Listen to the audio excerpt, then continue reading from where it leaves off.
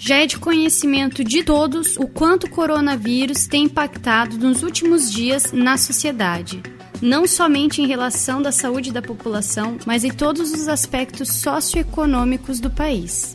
Mas em um dos setores que mais se tornou instável emocionalmente nas últimas semanas, sem dúvida, foi o mundo dos eventos. Com a proibição de aglomerações por tempo indeterminado em quase todos os estados brasileiros, realizar a festa de casamento se tornou um desafio emocional.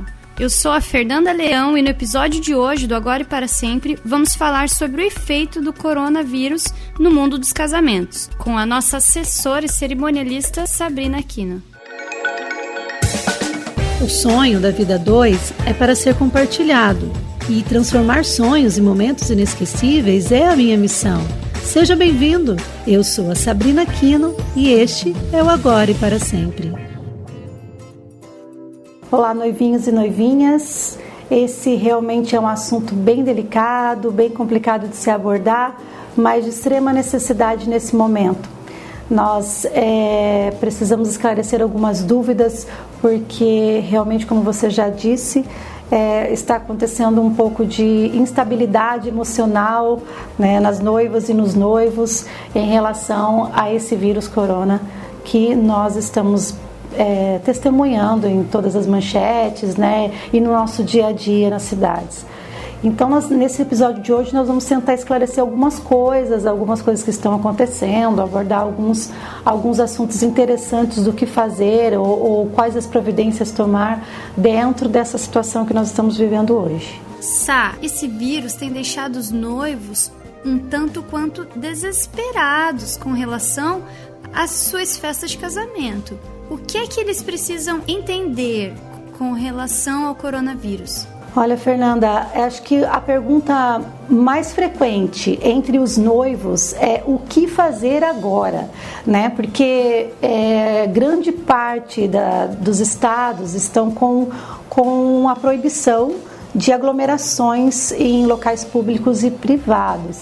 Então, os noivos ficam assim, sem saber se eles realmente podem ou não fazer o evento deles, ou se cancelar, o que fazer, ou adiar, como fazer isso. E os fornecedores também têm essa dificuldade, porque nós, fornecedores, né, profissionais da área de eventos, também estamos sofrendo muito esse impacto, por conta, claro, do fato econômico, de tudo isso que está causando. Mas eu acho que tem que haver aí uma conversa entre contratantes e contratados, né, entre os noivos e os fornecedores, para chegar nesse bem comum. Não é uma situação que é esperada por ninguém, é uma coisa totalmente atípica e com certeza tem que haver uma sintonia entre todos na resolução desses problemas agora, com o adiamento de eventos ou até mesmo com o cancelamento de eventos. E se o casamento é esse final de semana ou no mês de março mesmo, o que é que os noivos devem procurar fazer? Eu acho que primeiro, antes de qualquer coisa, os noivos precisam verificar dentro dos seus estados, dentro do Brasil, é claro, dentro de cada estado existe uma normativa que os estados estão tomando em relação à disseminação do vírus. No Paraná, por exemplo, foi já decretado pelo governador, pelo governo do estado, que aulas estão suspensas, aglomerações de pessoas, reuniões, eventos com mais de 50 pessoas estão suspensas. Então, todos os eventos relacionados no estado do Paraná com mais de 50 pessoas estão sendo cancelados ou transferidos. Rondônia mesmo são aglomerações com mais de 100 pessoas, né, dentro de um evento, não pode acontecer. Então, os noivos precisam verificar dentro do seu estado qual é a definição sendo tomada, quais as precauções que o seu estado está tomando perante essa situação do coronavírus. Depois que ele verificou se há uma proibição para existir eventos privados, que são o caso dos casamentos, são eventos privados. Então, há uma proibição ou não? Se existe essa proibição, então ele precisa primeiro conversar com o assessor. O assessor a assessoria vai poder dizer para os noivos se eles precisam adiar ou não, o que fazer nesse momento de adiamento, quais os fornecedores que precisam ser primeiramente comunicados, quais os primeiros passos a lidar com o novo planejamento do evento, porque se tiver que mudar essa data, e a maioria das datas são com tempo indeterminados, né, porque nós não sabemos o desenrolar desse vírus dentro do país, como que vai acontecer, ainda mais que a gente está com a proximidade do inverno. Então, nós não sabemos como vai se comportar tudo isso. Por isso que a maioria dos eventos estão sendo transferidos com datas indeterminadas. E isso precisa conversar. O assessor tem esse papel de fazer esse intermédio entre os noivos e os fornecedores. Agora, se os noivos não possuem uma assessoria, um cerimonial para que faça essa ponte entre eles e os fornecedores, eu aconselho aos noivos ligarem e entrarem em contato com todos os fornecedores que ele contratou, que vão prestar serviço no dia do evento, para conversar sobre o assunto. Mas assim, eu sou da opinião, Fernanda, que os fornecedores precisam também ter consciência de que os noivos não têm culpa do que está acontecendo. Então, mesmo no contrato, estando definido no contrato, de que se os noivos adiarem, a maioria dos contratos pelo menos funciona dessa forma, se os noivos adiarem o casamento, mesmo os noivos tendo assinado um contrato com os fornecedores, onde a maioria dos contratos já define que no adiamento do evento, por qualquer motivo, provavelmente terá um reajuste, dependendo do prazo desse adiamento, eu penso assim, pelo menos, que os fornecedores precisam ter consciência de que, por não ser uma coisa por culpa de ninguém, isso é claro, né? Então os fornecedores também têm que facilitar isso para eles, adiar sim, mas sem cobrar multa ou qualquer dano financeiro para os noivos também. Todo mundo tem que se colaborar nesse momento, porque não é uma coisa realmente que está prevista, não era uma coisa realmente que nem os noivos, nem os fornecedores iriam imaginar que pudesse acontecer, né? Eu acho que a palavra do momento é empatia. Isso mesmo, totalmente empatia um pelo outro, os noivos pelos fornecedores, os fornecedores também pelos noivos, e os fornecedores estão sendo seriamente lesados economicamente, enquanto os noivos estão sendo lesados de uma forma ou de outra emocionalmente com o adiamento disso tudo, com a festa que de repente não pode ser realizada nesse momento.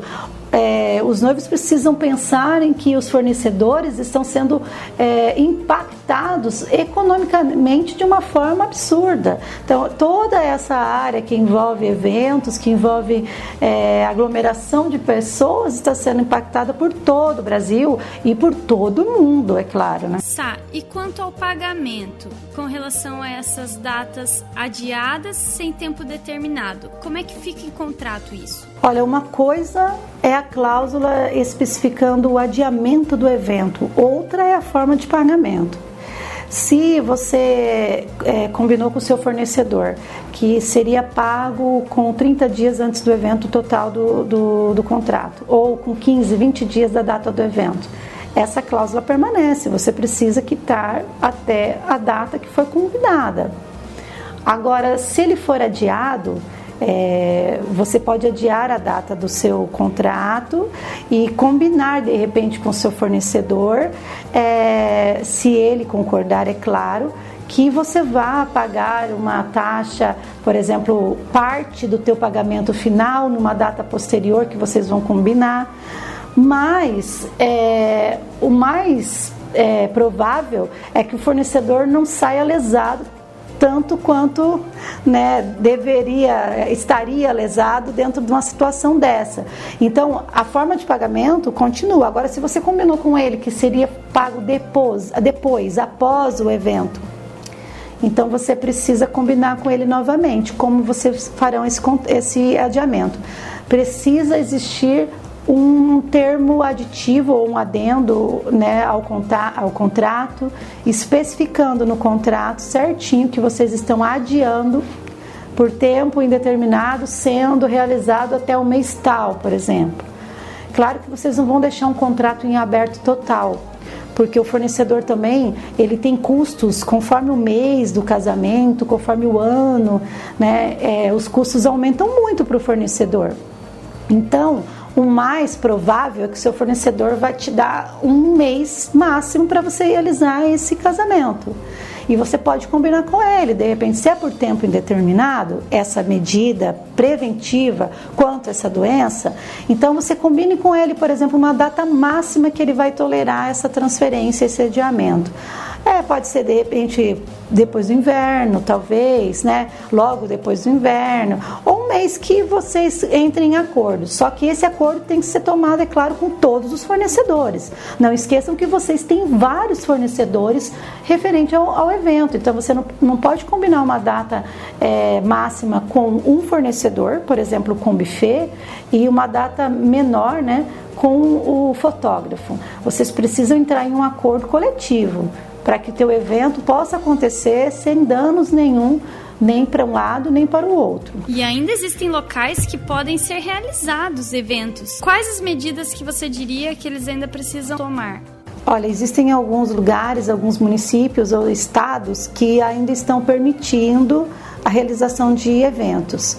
Mas eu acredito que dentre esse quadro todo que nós estamos enfrentando, não é uma coisa que vale muito a pena você insistir na realização desse evento, porque a maioria dos seus convidados não vão comparecer. Então não adianta você ter feito todo um planejamento, todo um sonho, toda uma festa, investido horrores muitas vezes dentro do projeto do seu casamento, para não dar público, para os seus convidados não comparecerem, porque eu vejo que muitas instruções no meio dos eventos estão na direção de que, se os convidados forem num evento, que eles tomam certas precauções, higienizando a mão, não abraçando, não pegando na mão de ninguém, não cumprimentando. Beijando a boca ao tossir.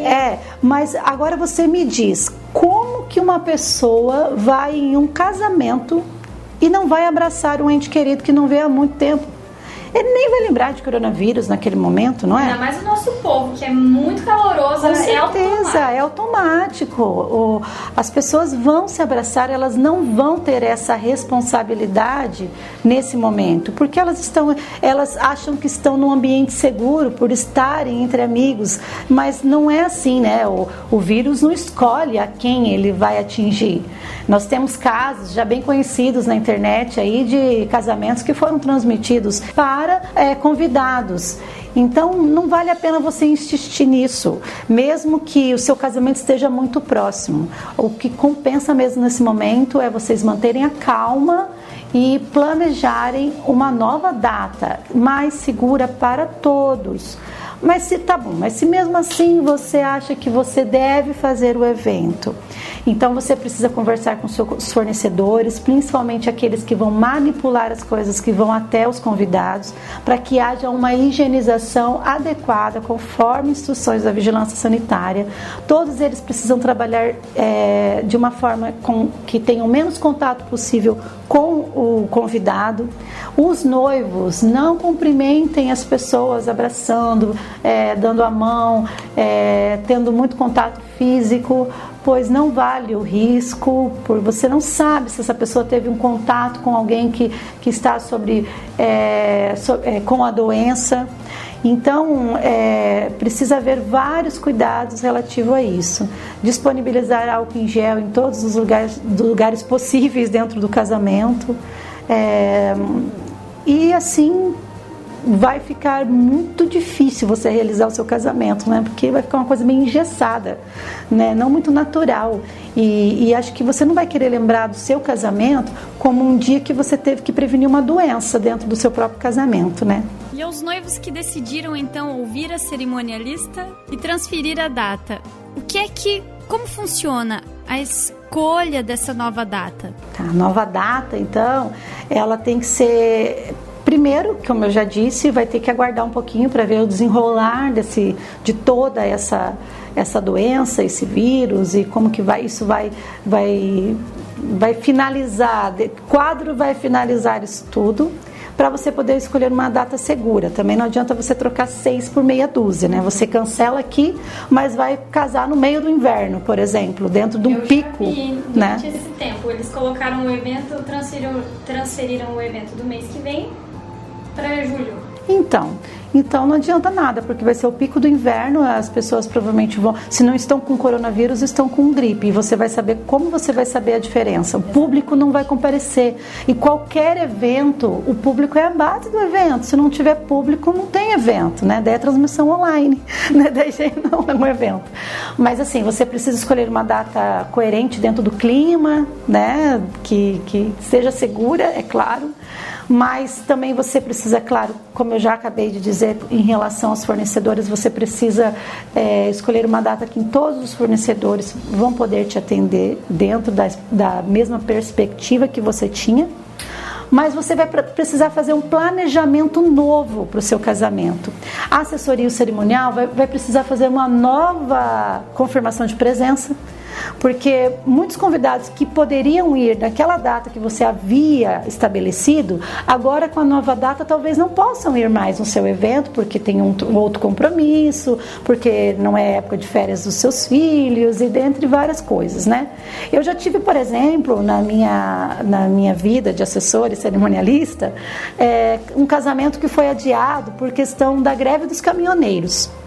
Então esse casamento, naquela situação, né, ele teve que ser adiado, não por nenhuma doença ou coisa assim, mas como foi já conhecido por todo o Brasil, teve um período em que houve essa greve dos caminhoneiros, e os casamentos, na maioria deles, as coisas todas vêm pelas estradas, vêm de fora. São flores, são fornecedores, são várias coisas que precisam transitar pelas estradas.